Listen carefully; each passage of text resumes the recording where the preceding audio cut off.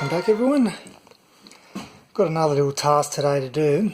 Now, next step, or the last two major steps I've got to do in the van is to make the bed at the back, but to also fit this fridge in place, which will go in this cavity here. Now this fridge is an old absorption type fridge, and on the back here you can see that there are cooling fins and so on. I'll just see if I can move that a bit better. Okay, so that's the old style fridge that gets hot, that needs to be cooled down, and in order to cool it down you need to have the appropriate vents out here, but they've only seemed to have one vent down the bottom, which is a bit of a worry because I'm not sure where the actual gas, when you're running the fridge on gas, where it's venting to. It should be venting outside, but anyway, we're going to fix that today. So two things I'm going to be doing. I'm going to be fixing up the internal here and also having a look at this this vent here. I'm also going to be using an angle line to surround the vent area to provide it a bit of support, but also so that the angle line also can come and sit flush here, removing the cavity bit here. So effectively I'm aiming to have this whole area sealed off nicely, and then I'm going to be doing exactly the same thing on the top. I'm going to be putting another vent in this area here, which coincides with the top of the fridge. I've already measured it, so I should be able to have a deflector plate come up. So the deflector plate will come up and it'll vent out through this top vent. Previously I had taken this vent out and cleaned it up and put in some sealant. Obviously this is the same sealant that I used around the windows and the J-rails. So I'll just leave that there. And so now the aim is to clean this internal area up here. You can see how the vent comes up way above that area here, and I don't think that's necessary. I think I'll actually keep it to this same insert here. Right, so one of the first things I'm going to be doing is actually removing the ply here right to the floor and then cutting it up. The reason for that is so that I allow for any gas leaks to actually flow through and out through the vent. Or else I'll have to drill I think it's a 40mm hole in here for the gas to vent. So I mean, I might as well just chop that up, clean up this edging here, ready to put the angle line in. Right, so the next step here is I've marked it out where I'm actually going to just trim up the edging. You can see it's kind of all over the place, and I've marked it with a pen where I'm going to cut. I'm not going to worry about this section here. Okay, looking much better now. It's always daunting cutting into the aluminium caravan body, but anyway, it's got to be done. Might take a bit more off there. So this step that I'm doing at the moment is quite slow, so now that I've got the outer skin done nice and square how I want it, I'm now trying to get rid of any of the internal cladding that might be protruding past that point. So effectively using this angle line, and I'm just putting it in there to kind of gauge. Yeah, it doesn't have to be 100% perfect, but just to make sure that it's looking pretty good on both sides. So here I am cutting, in the middle of cutting this up. As I said, that's going to be wrapping around the inner side, so I'm just measuring the inside length and then cutting it according to that. Here is the piece.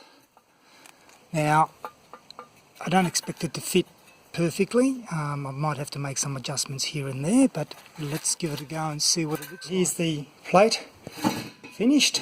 Obviously not the prettiest, but it's certainly going to be a lot better than nothing. So I've managed to bend this down here in order to kind of meet up with the floor. We'll see how we go. And I've also pre-drilled these brackets so that once I've got it in position, I can pop rivet that in and it'll give it the structure and support there. Now this is the reason why, obviously in order to fit this in, you can't fit it in if it was a solid piece. Right, and you'll see why now, because I need to actually bring this right back in order to clear the components. Okay. Alright, so that's positioned. And it's not going to be screwed to anything else apart from the actual louver vent, which means that this can be removable later on if need be. But that's pretty much how it's going to sit once it's flush up against the outside cladding. So I think that looks good. I'm not going to do this. I'm not going to do this for the top louver because it's too small. It's only for this bottom one here. So I've pre-drilled all the holes. I've held it in place temporarily with the screws. On the top here I've put the angle line underneath. You can see it here. And I've held it in place with 2 pop rivets so that when I'm actually screwing it in, it's got somewhere to hold. And I might have to actually do the same with this one here, just a couple of pop rivets just to keep it in place. So I've got aluminium fly mesh, so good quality stuff, and I've effectively cut it about 10mm oversize and then folded the edges in to give a little bit of extra strength. And what I've also done is I've left the old butyl mastic actually in place to help keep the fly mesh in screen while I'm positioning it. So I'm pretty much now happy with that. As I said, I've just put this in here until the gas plumber arrives, which means I'm going to have to most likely remove it anyway. And I'll do some tweaking. All this here is dry mastic, all this white stuff that you can see here. So I'll just point the camera the right way. I'll basically clean that up when I do a final install. And now the top vent is going to come roughly around there.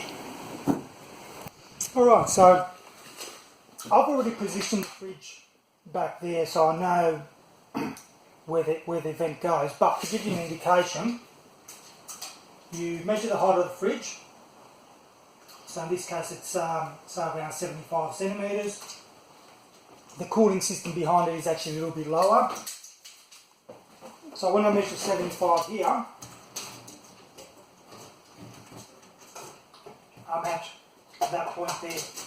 So unfortunately, sometimes you have to undo what you've previously done, so I've just had to remove that to give me an indication of where, obviously for that must mean that there's an aluminium frame rail running there, which means that I'm going to have to put the vent underneath it.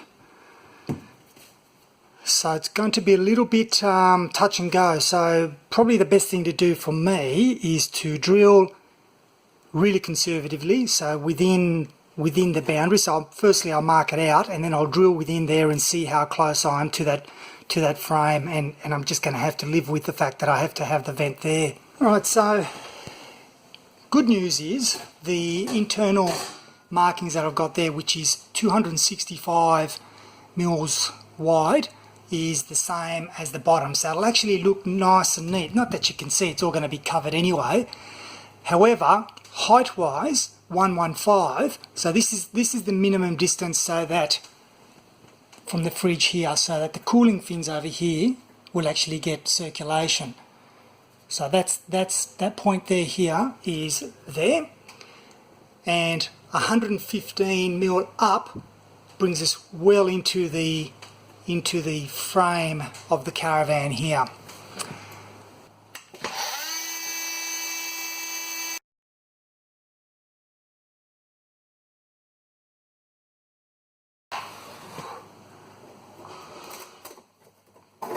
Right, so when you're using tools like this, you probably would have noticed that I actually was only just going in just a tad. I wasn't actually going too far in, because we've got another little surprise here, and that's this. So I might have enough to be able to hide it underneath. Anyway, that's what you get. Now under here, the reason why I've cut it this far down is because I wanted to measure where the actual frame went, and putting my finger there, it's about there. It's about the top of my finger there. So yeah, that's not going to be very good because it's only going to be, using my karate ruler here, it's only going to be about 80 instead of 115.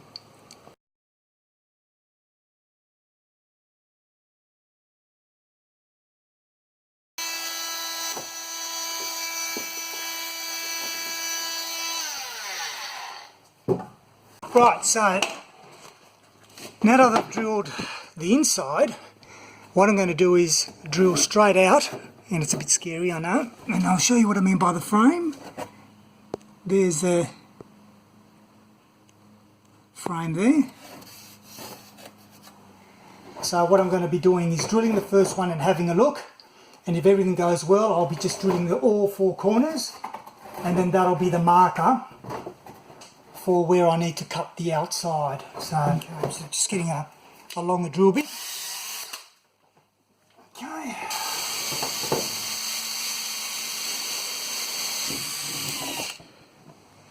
There's a hole.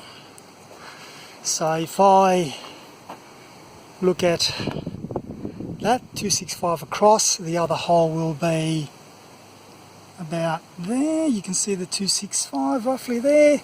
And then 80, which is the bit I'm worried about, 80 is where the hole is, and it's coming up there, so it's missing that, which is obvious because that's where the frame rail goes. So I'll go ahead and drill the rest of the 3 holes.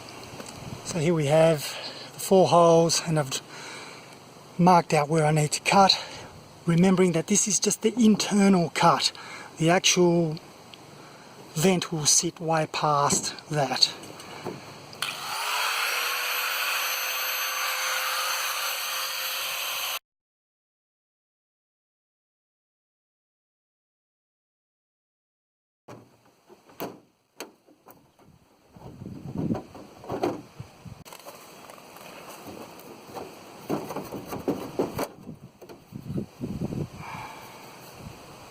That.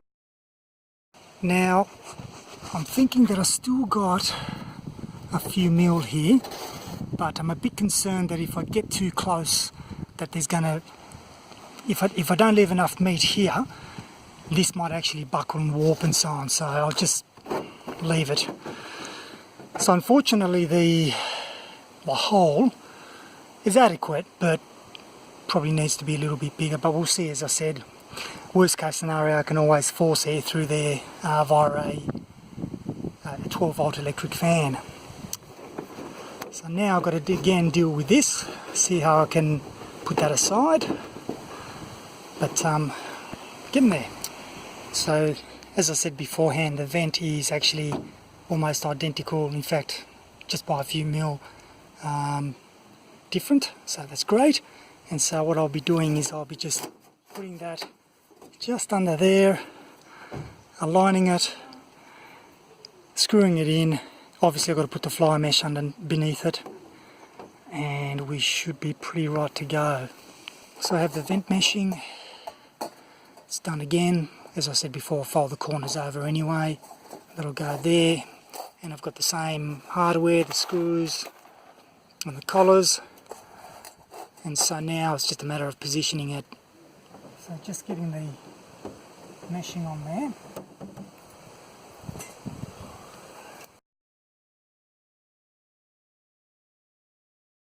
However, not as messy as elastics and so on. So now that I've got my screw holes there, I've already pre-drilled the holes.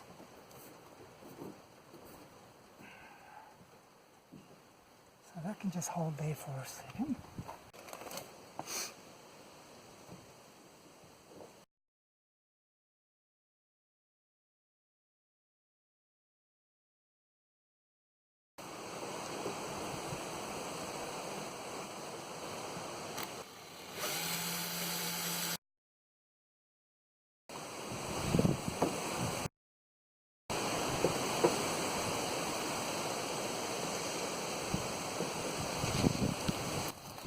there we have it. I mean, obviously the next thing to do here would be to paint that strip there, but you know, looking good. Right, so that's pretty much the finished item here. As I said, it's you know, the best I could do given my skills and tools and whatnot, but I'm still happy with the result on both. So we'll see what happens in terms of airflow. And so far as this piece here, I really didn't actually need to take it off at the beginning, but having said that, I think the when I put the deflector on here, it'll actually come to this level anyway, so I'm not going to put that back just yet.